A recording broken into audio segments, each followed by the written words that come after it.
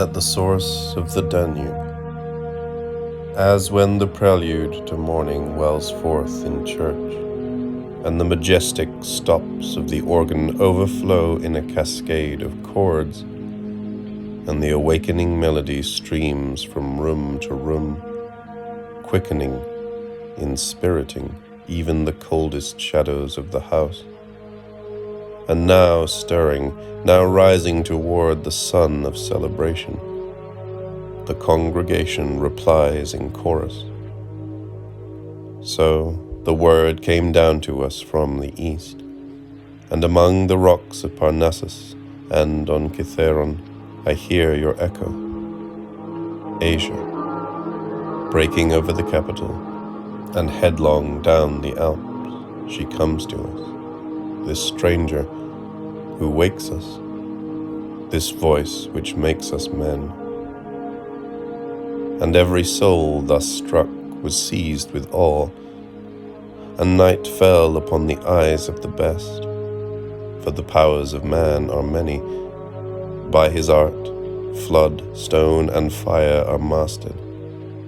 Nor, high-minded, does he shy from the sword, yet when faced with the gods, the strong are laid low. Almost like the deer who, driven by his sweet youth, restlessly roves the mountains, sensing his own strength in the heat of noon.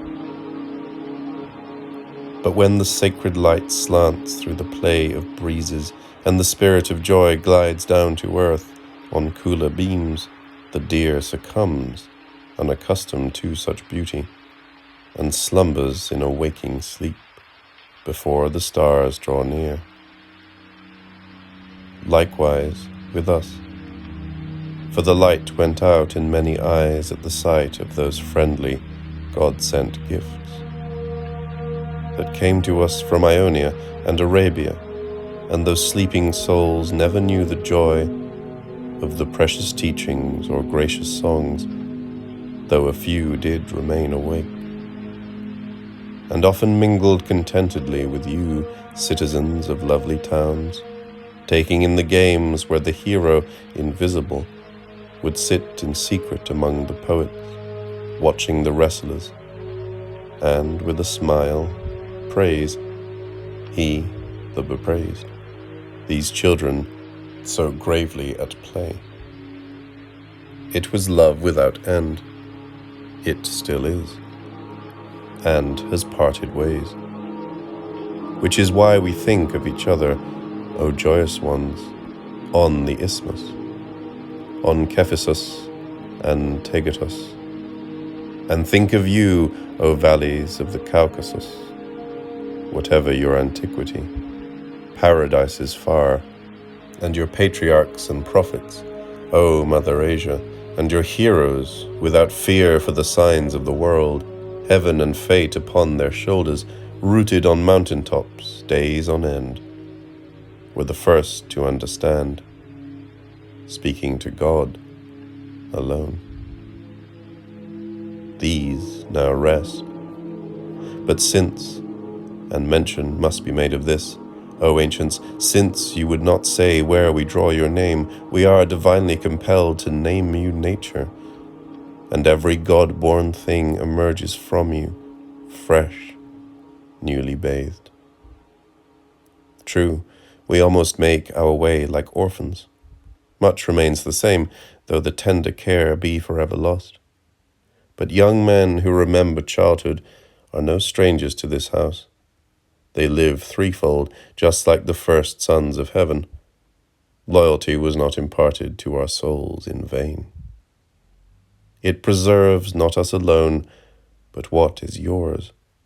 And in the holy relics, in the weapons of the word, which, O sons of fate, you left behind, for us, less fated, less skilled. O friendly spirits, in these you are also present. Often, when your holy cloud hovers round one of us, we are seized with awe, unable to explain. But when you spice our breath with nectar, we rejoice or plunge into thought. Yet, if you love a man too much, He has no peace until received in your company. Therefore, O benevolent ones, enfold me lightly and let me linger on, for there is still much to sing. But now, weeping for joy, like a tale of love, my song comes to its end, just as the blush and blanch of it have been with me from the start. But so things go. The Migration. Blessed Swabia, my mother, traversed by 100 brooks, like Lombardy, your more luminous sister across the way, and trees enough with blossoms white and red, and darker ones growing wild, full of deep greens, and the neighborly Swiss Alps provide you with shade. For your dwelling place is near the hearth, and within you hear the wellspring purl from silver cups, pure hands pouring the libation, as the sun thaws ice crystals, and, avalanched by the quickening light, snowcaps drench the earth with the purest water. So loyalty to origin is innate to you. A place of dwelling this near the source is hard to leave, and your offspring, the towns by shimmering lakes, by the Neckar's willows, by the Rhine, all agree there is no better spot for home. Yet I long for the Caucasus. Only today I heard the breezes say poets are free as swallows. And besides, I was told long ago that our forefathers, the German tribe, quietly coasted down the Danube of a summer's day and reached the Black Sea, meeting with the children of the sun, seeking shade. Not for nothing they call this sea hospitable. On first catching sight, it was the others who drew near. Intrigued, our people joined them beneath the olive trees, and as they grazed each other's garments, but could not understand each other's speech, there would have been a fight, had not a cooling come down from the boughs and spread like a smile, as it often does, across belligerent faces. For a while they stared in silence, then offered their hands in friendship. And soon they traded weapons and all their precious household goods, and exchanged the word. And fathers saw that nothing lacked at their children's wedding feasts. And from these sacred unions a race arose, more beautiful than anything by the name of man before or since. But where can I find you, dear kinsman, that we might re-celebrate the vows and honor the memory of our ancestors? There, on the shores, beneath the trees of Ionia, on the plains of the Ister, where cranes delight in ether, bounded by the far shimmering peaks, you too were there, O beautiful ones, or tilled islands garlanded with vines, resounding with song, and others dwelt by Tegetos, by fabled Hymetos, and were the last to flower. Yet from the springs of Parnassus to Tmolus, gold glimmering brooks, one everlasting hymn rang forth, and the forests all rustled, every lyre in unison, at heaven's gentle touch. Land of Homer, by the scarlet cherry tree, or when the young peaches you sent to me are still green in the vineyard, and the swallow arrives from afar, and, bringing endless news, builds her house in my walls, in Maytime and under stars. Ionia, I think of you.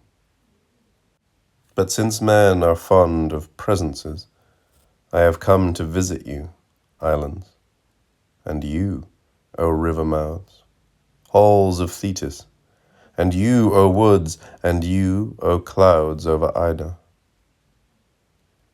Yet I do not think I'll linger long. What I flee is cold and hard to please, a mystery. My mother. One of her sons, the Rhine, once tried to take her heart by force, then disappeared into the distance, spurned who knows where. I would not wish to leave her thus, and come merely to invite you, O graces of Greece, daughters of heaven, to visit us, O lovely ones, if the journey be not too far. When breezes blow more sweetly, and dawn releases loving arrows in our all too patient midst, and light clouds blossom above our bashful eyes, we shall ask, how, Charities, have you come among barbarians? But the handmaids of heaven are miraculous, as is everything born of the gods. Try taking it by surprise, and it turns to a dream. Try matching it by force, and punishment is the reward.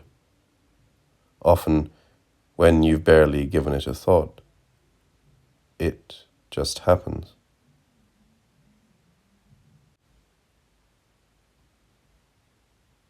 The Rhine, to Isaak von Sinclair.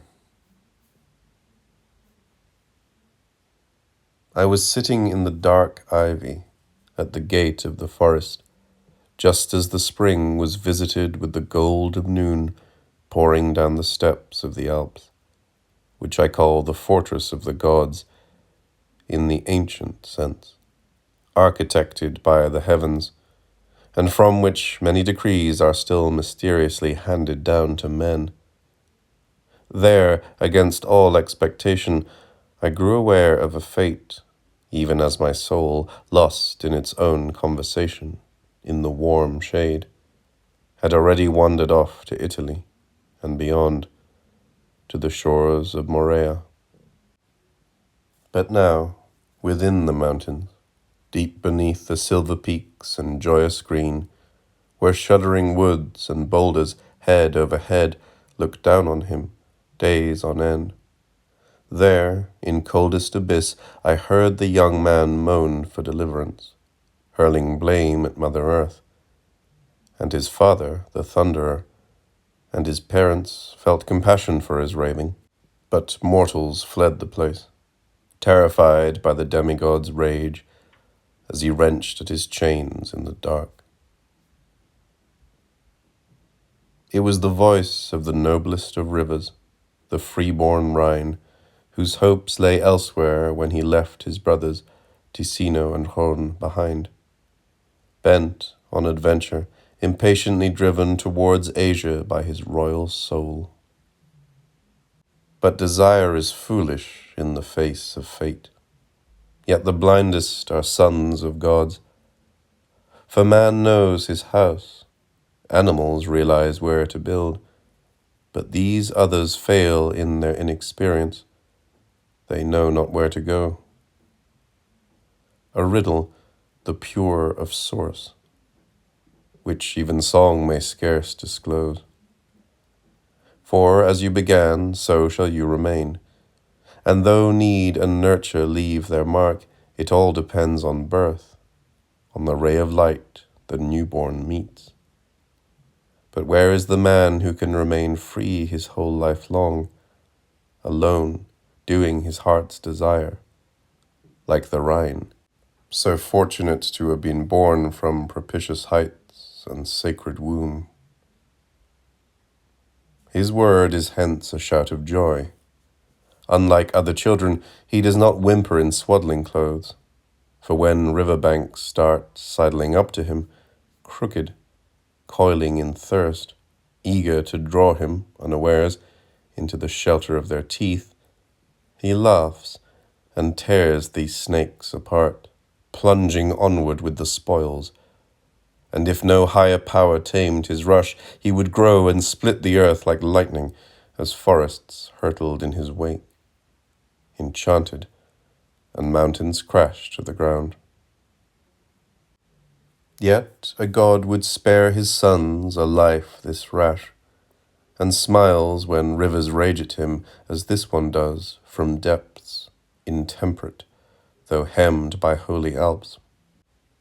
In such forges, the unalloyed is hammered into shape, and it is a thing of beauty when he leaves the mountains. Content to flow quietly through German lands, his longing stilled in fruitful commerce, and works the soil, feeding the children in towns he has founded. Father Rhine. But he shall never, never forget.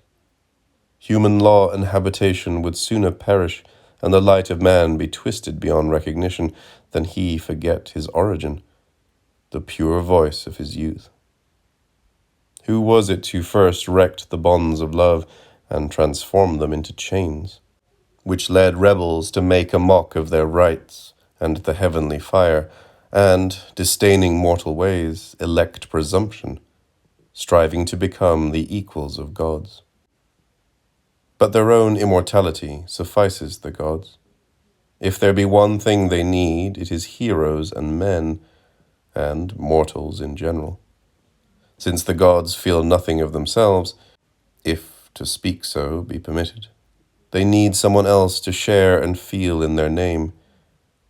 Yet ordain that he shall break his own home, curse those he loves like enemies, and bury father and child under rubble, should he seek to become their equal, fanatic, refusing to observe distinctions.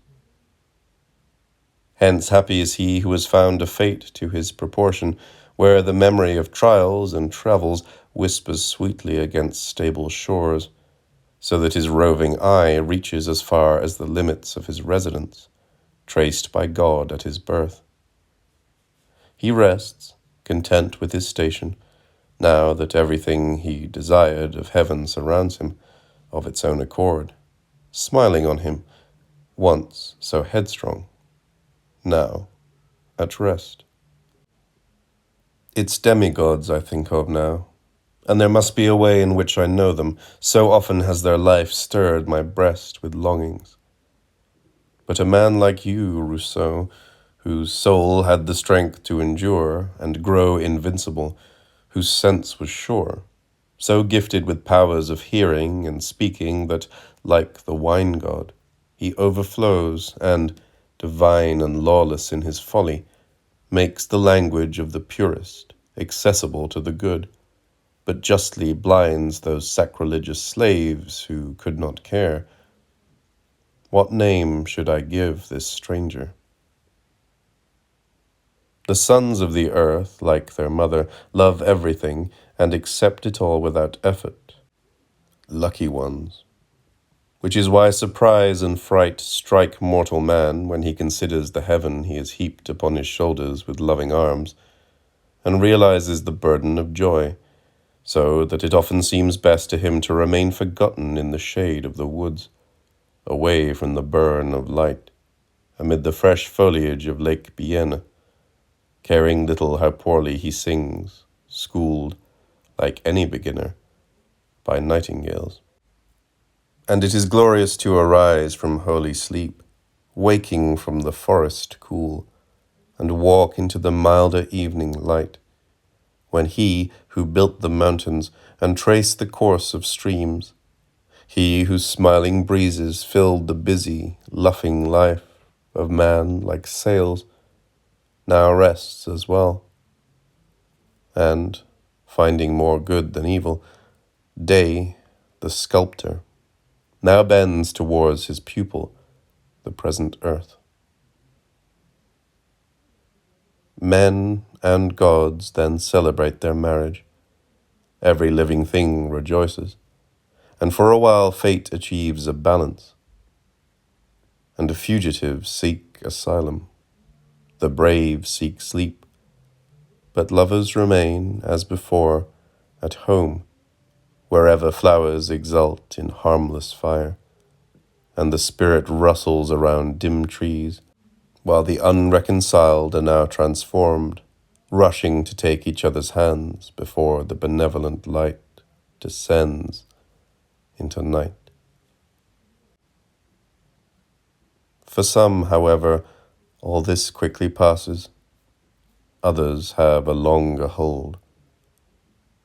The eternal gods are full of life at all times, but a man can also keep the best in mind even unto death, thus experiencing the highest.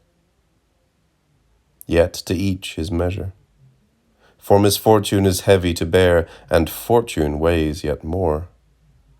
But a wise man managed to stay lucid throughout the banquet, from noon to midnight, until the break of dawn. Sinclair, my friend, should God appear to you on a burning path under pines, or in the dark of oaks, sheathed in steel, or among clouds, you would recognize him, knowing, in your youth, the power of good, and the Lord's smile never escapes you by day, when life appears fevered and chained, or by night, when everything blends into confusion and primeval chaos reigns once more. The only one. What is it that binds me to these ancient blessed shores, that I love them more than my country, as if sold into heavenly bondage?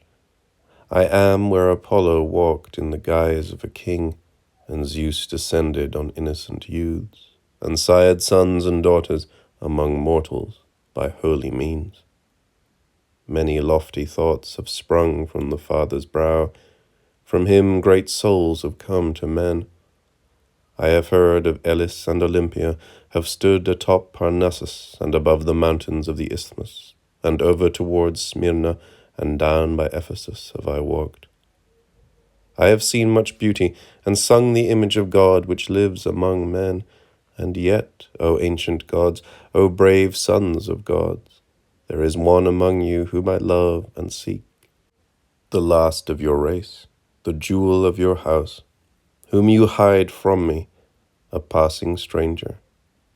My master and Lord, my teacher, why have you kept so far away?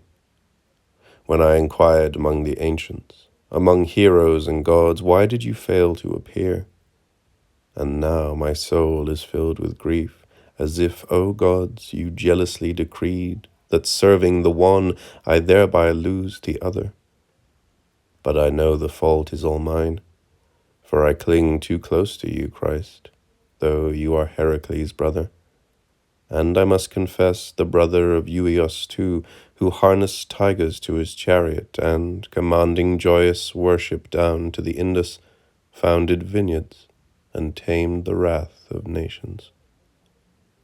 Yet some sense of shame keeps me from comparing worldly men to you, and of course I know who sired you, your father, the very one who, for he never reigns alone. But love clings to one. This time the song has come too deep from my heart. Let me mend the error by singing others.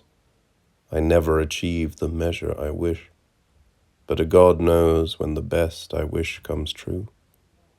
For like the master who wandered the earth, a captive eagle, and many who saw him took fright, while the Father did his utmost to realize his best among men, and the sun was dark with grief, until he rose to heaven on the breeze. Like him, heroes' souls are captive. Poets, too, men of the spirit, must keep to the world. Patmos. To the Landgrave of Homburg. Near and hard to grasp, the God. Yet where danger lies grows that which saves. Eagles dwell in darkness, and without fear the sons of the Alps span the abyss on lightly built bridges.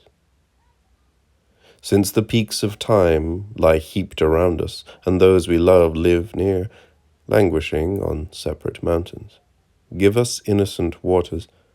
Oh, give us wings so that, faithful-minded, we might cross over and back. I was saying this when a genius carried me off from my house more quickly than expected, further than I ever imagined going. As I proceeded, the shady woods and restless brooks of home faded into twilight. I no longer recognized the lands below, but soon thereafter, mysterious in its radiance, surging from the golden haze with every stride of the sun and the fragrance of 1,000 peaks, Asia burst into flower. Dazzled, I cast about for a familiar sight, unaccustomed to the width of streets down which Pactolus, all aglitter, drives from Tmolus, where Taurus and Messagus rise, and the garden is ablossom, a quiet fire.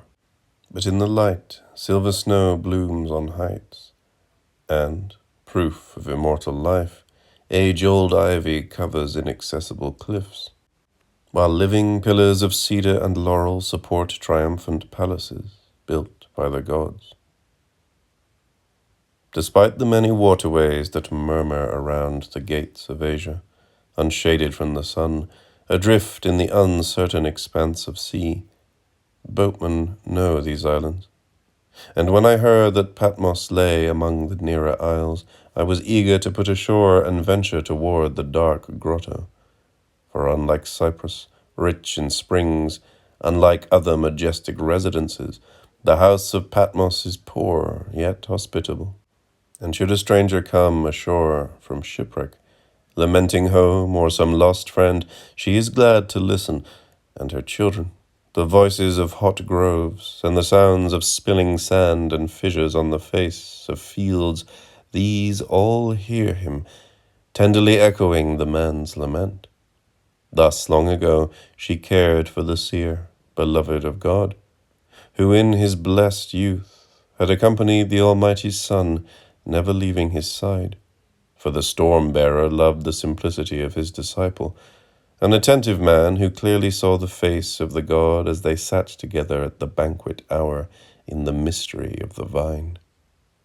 And, calm foreboding within his great soul, the Lord pronounced his own death and ultimate love, unable to find words enough for kindness, nor words to cheer his sight of the raging world. For all is good, whereupon he died. Much could be said of this, and his friends witnessed his triumphant glance to the very end. Yet they mourned, now that evening had come, astounded at the great decisive thing that swept their souls. But since they loved life under the sun, they would not relinquish the face of the Lord or their home. This was driven into them as fire into iron, and the one they loved walked by their side, a shadow. For this reason he sent them the Spirit, and their house was filled with trembling, and the storms of the Lord thundered far above their expectant heads, as they sat together in perplexity, these heroes of death. Now that he appeared to them once again in farewell, and now the kingly sun's light went out and broke his sceptred beams in godly pain, due to return when times were right. Far worse, had it happened later, brutally tearing men from their work. So from now on it was a joy to live in loving night, to keep abysses of wisdom fixed in clear eyes, and living images grow green in the depths of mountains. Though it is fearsome how God scatters life in all directions, and fearsome to leave the face of one's dear friends and travel far over the mountains where the heavenly spirit was twice perceived in unanimity. Nor had this been prophesied. Instead, a presence seized them by the hair, as the god, hastening away, suddenly shot them back a glance, and, imploring him to stay, calling evil by its name, now bound as by golden ropes, they reached out their hands. But when he dies, to whom beauty so adhered that his person was a miracle, designated by the gods, and when they forever become enigmas to each other and elude each other's grasp, they who lived in common memory of him, and when sand and willows are blown away and temples are destroyed, when the honor of the demigod and his disciples is scattered to the winds, and even the Almighty averts his face, leaving nothing immortal to be seen in the sky or on green earth. What is this? It is the winnower scooping wheat in his shovel and swinging it into the clear above the threshing floor.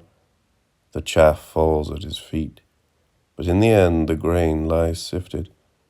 No harm if some of it be lost, or the living echo of his word grow faint. For the work of gods resembles ours. The Almighty does not wish all things at once, just as mines yield ore, and Etna glows with resins. I would have enough in my possession to shape an image of him and contemplate Christ as he was.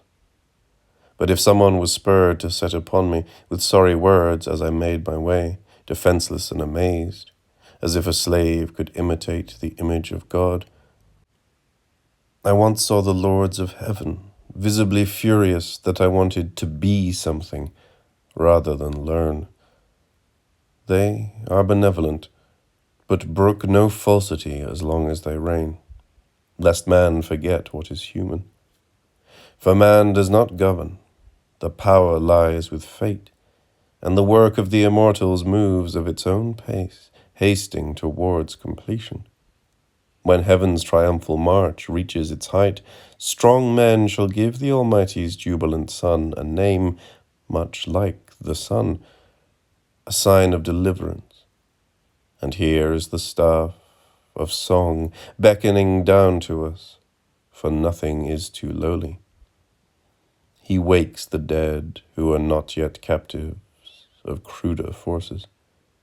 Yet many timid eyes await a glimpse of the light, reluctant to flower in the glare, their courage bridled by the gold. But when the quiet, radiant force of Holy Scripture falls as from the threshold of brows, oblivious to the world, they can exercise their silent gaze, rejoicing in grace. And if, as I believe, the gods now love me, how much more must they love you? For this I know, the will of the Eternal Father means much to you. His sign is silent in the thundering sky, under which a sole figure stands his whole life long. Christ lives, but the heroes, his other sons, have all appeared, and holy scriptures concerning him, and in their endless race to the present, the events of the world elucidate the lightning. But in this he takes part. His works have all been known to him from the very start. Ah, the glory of the gods has lain invisible far too long. They almost have to guide our fingers, and, shamefully, only by force do we give up our hearts. For each god requires sacrifice. Nothing good has ever come from neglect. We have served our Mother Earth and served the sunlight lately, unawares. But what our Father, who reigns supreme, most loves is that we keep the letter fast in our care and well interpret what endures. Which German song obeys? Patmos, fragments of a later version. From Jordan and from Nazareth, and far off from the sea, toward Capernaum, and from Galilee, the breezes, and from Canaan. I shall tarry a while, said he. Then drop by drop he stilled the sighing of the light, which was like wild beasts thirsting in the days when the wail of murdered infants went through Syria, as they died with native grace, and the head of the Baptist lay plucked upon the platter, visible as a script that will not wilt. The voices of God are as fire. Yet with events this great, it is hard to keep the main things straight. This is no posture. One must stick to the beginning. But now things are starting over as before. John, Christ. Let me sing of the latter as of Hercules, or the island bounded by cool ocean waters, which held and rescued Peleus, refreshment after the wide desert of waves. But this doesn't work. A fate rings differently, more wonderful, richer to sing. The myth is unfathomable ever since him. And now let me sing the journey of the night to Jerusalem, and Heinrich wandering in pain at Canossa. Let my courage not abandon me. But first we must grasp this. Names are as the morning breeze ever since Christ. Become dreams, fall like error upon the heart, and can kill if you do not weigh what they are and understand. But the attentive man saw the face of God as they sat together at the banquet hour in the mystery of the vine. And having well decided in his great soul, the Lord pronounced his own death and ultimate love, unable to find words enough for kindness or enough yeses for affirmation. But his light was death. For the world's wrath is terse. This he recognized. All is good. Whereupon he died. But his friends saw the figure of the renouncer to the very end, as they bent before God, like a century pensively bowed with the joy of truth. Yet they mourned now that evening had come. To remain pure in the face of such is destiny, is a life with a heart that will outlive its half. Yet there is much to be avoided. Excess of love in adoration is perilous, strikes most often. But these men would not relinquish the face of the Lord or their home. This was inborn in them as fire in iron, and the shadow of the one they loved walked by their side, a plague.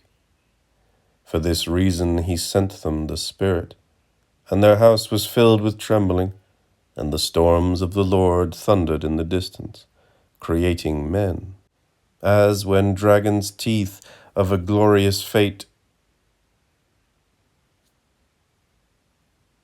Remembrance.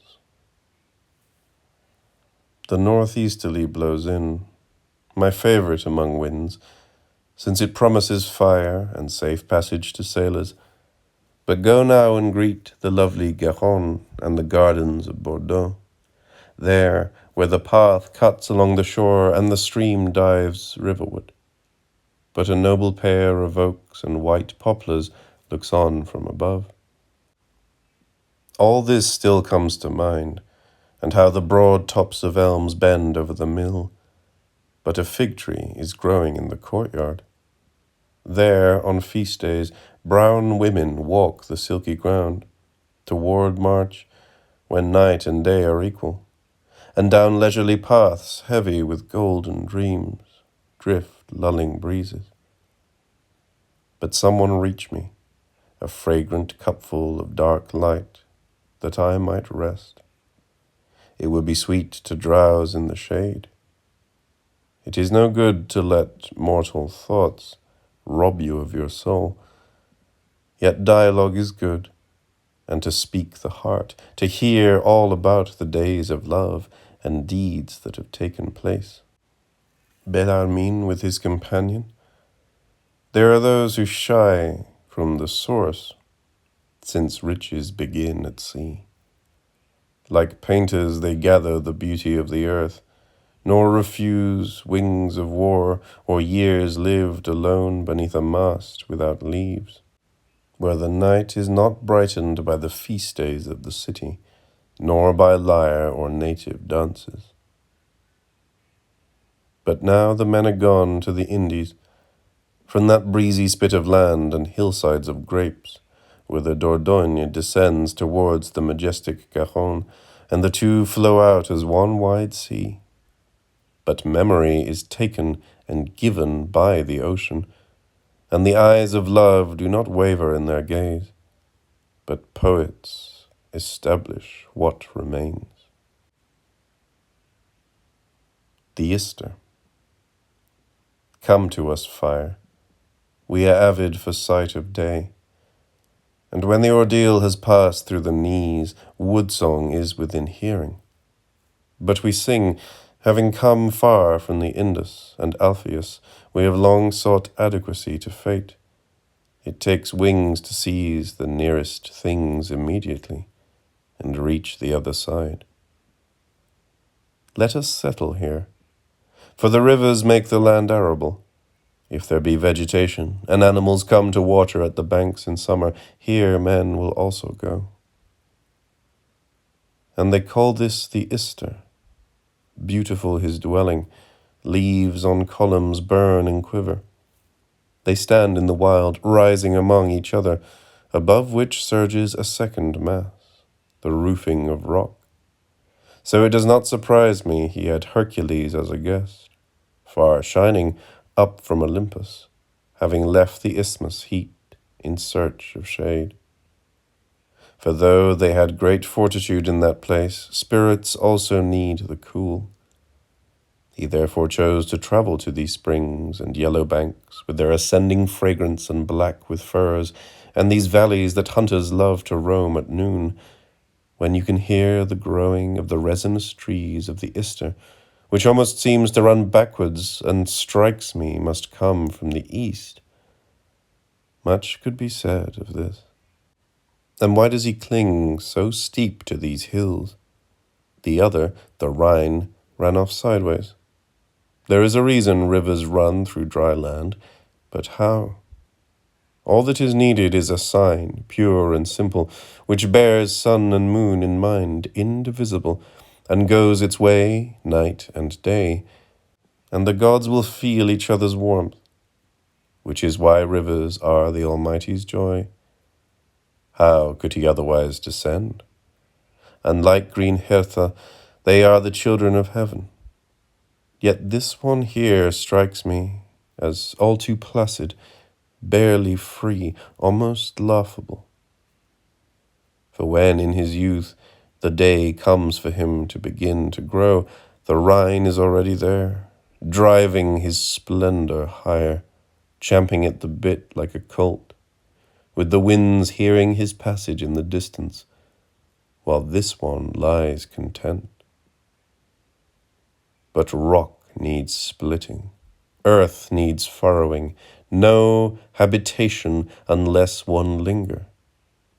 But what he does, the river, nobody knows.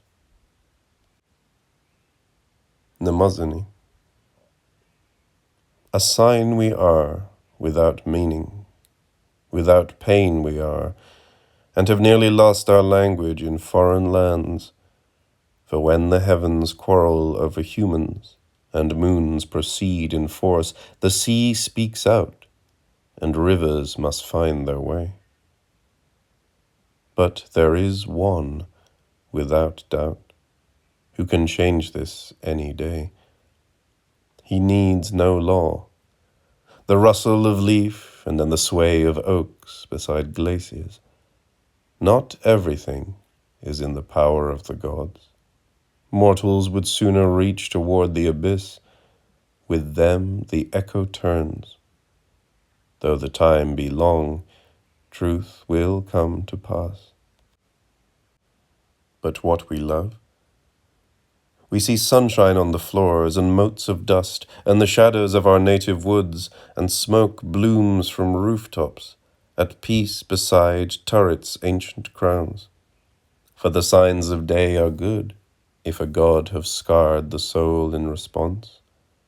Snow, like lilies of the valley, signifying a sight of nobility, half gleams with the green of the alpine meadow, where, talking of a wayside cross commemorating the dead, a traveller climbs in a rage, sharing distant premonitions with the other. But what is this? By the fig tree my Achilles died, and Ajax lies by the grottos of the sea. By streams with Scamandros as neighbor, in the persisting tradition of Salamis. Great Ajax died of the roar in his temples and on foreign soil, unlike Patroclus, dead in king's armor, and many others also died. On Cytheron lay Eleutherae, city of Mnemosyne. And when God cast off his cloak, and darkness came to cut her lock of hair. For the gods grow indignant if a man not gather himself to save his soul, yet he has no choice. Likewise, mourning is in error.